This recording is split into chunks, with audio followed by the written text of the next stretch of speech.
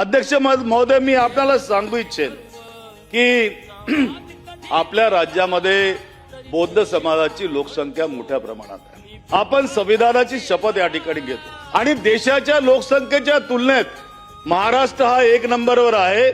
14 October 1956 रोजी परमपूज्य doctor Babasaheb आंबेडकरांनी दीक्षाभूमीवर सर्वांना दीक्षा दिल्यानंतर हा समाज मोठ्या प्रमाणात या ठिकाणी उदयास आला अध्यक्ष महोदय.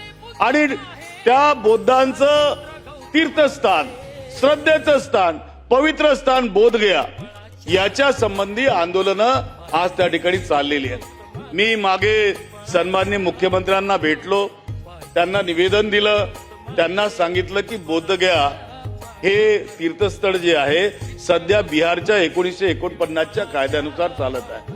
आणि जेव्हा स्वातंत्र्यपूर्व काळातील कायदे आपली सरकार आल्यानंतर 1950 नंतर जेव्हा संविधान लागू झालं तर ते निरस ठरतात.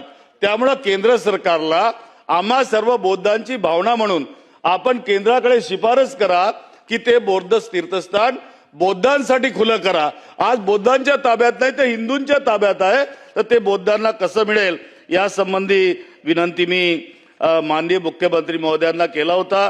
आणि मुख्यमंत्री महोदय मला म्हणालेत की मी निश्चितच या संबंधी शिफारस करेल. आपल्या राज्यातील लोकांच्या भावना आहेत, त्या भावनांना निश्चितपणे त्या ठिकाणी न्याय कसा मिळेल याचा आपण प्रयत्न करू.